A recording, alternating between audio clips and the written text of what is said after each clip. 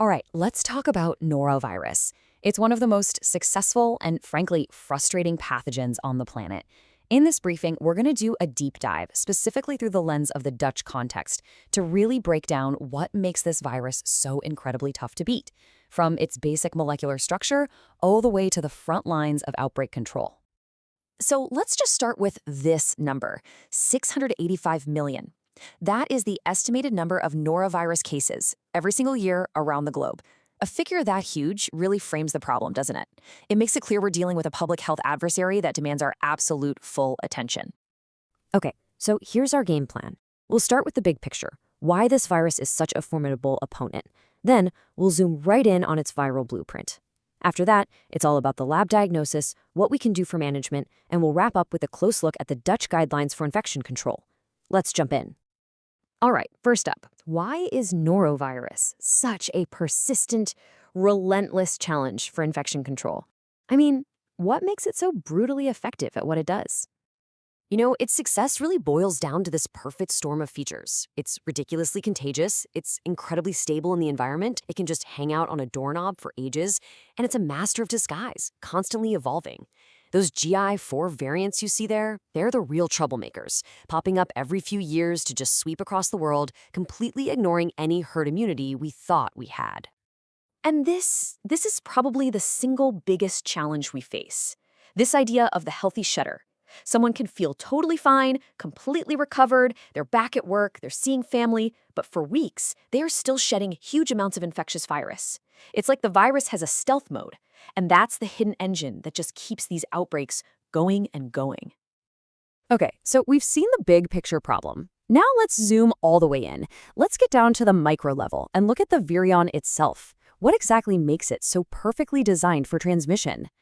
So take a look at this. It's a really telling comparison. On the left, you've got norovirus, tough, compact. On the right, a typical enveloped virus. You see that fragile, fatty lipid envelope on the right? That's its weak spot. It's what makes it vulnerable to alcohol-based sanitizers. Well, norovirus doesn't have one. It's just a tough protein shell, which is exactly why it's so resistant and can survive for so long out in the wild. And this structure, it's just a brilliant piece of biological engineering. The best way to think about it is in two parts.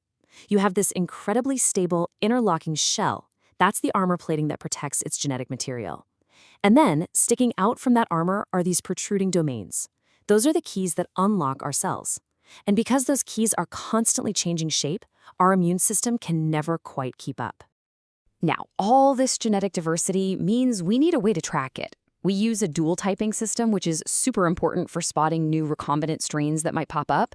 But honestly, the main character in this whole story, the one you need to remember, is genogroup 2, and specifically that GII.4 genotype.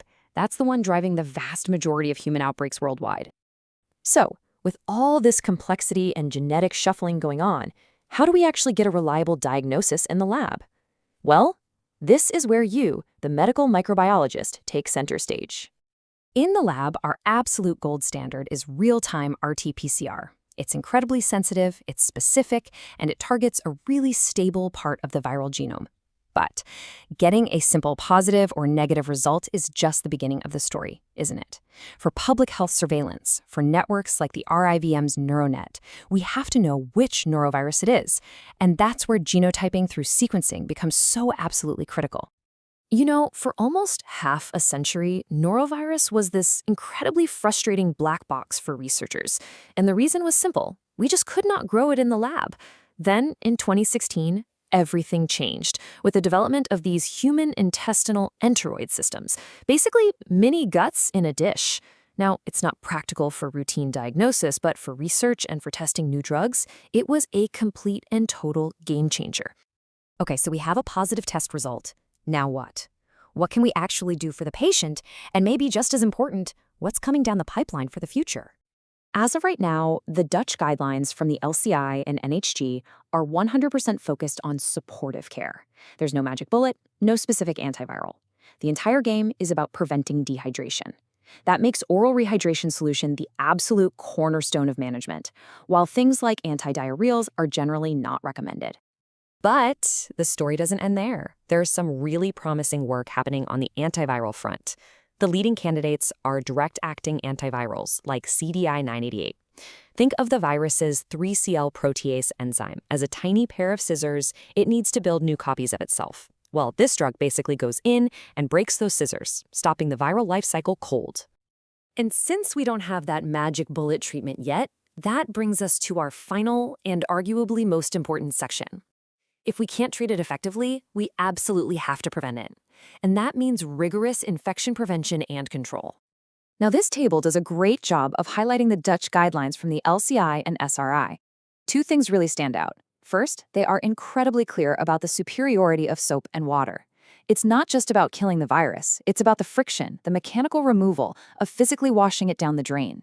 And for disinfection, the standard is precise, a 1,000 parts per million chlorine solution. So when an outbreak does hit, there's a very clear playbook to follow. It's all about speed and coordination. You report immediately to the GGD, you get symptomatic patients isolated, you cohort patients and staff to stop the spread, and you have strict rules for keeping sick staff members at home. Every single one of these steps is a critical link in the chain to break transmission. And this quote really brings it all home. Your role as a medical microbiologist doesn't end when you sign off on that positive PCR result. It extends far beyond the bench. You are a central advisor, a key player in the outbreak management team. Your expertise is, quite literally, the foundation of our only real defense against this virus. Just so you know, all the information we've gone through in this briefing was compiled using a Gemini deep search. And if you're curious and you want to go even deeper into the data yourself, you can find a full list of all the primary sources in the linked Notebook LM document. So as we wrap up, I want to leave you with a question to take back to your teams. In your institution, what are the biggest hurdles you face with norovirus? Is it a diagnostic challenge in the lab, or is it about implementing control measures on the wards? Hey, thank you so much for joining us for this briefing. If you found this useful, please do subscribe for more deep dives just like this one. And we'd genuinely love to hear from you. Drop a comment below and let us know your experiences. We'll see you next time.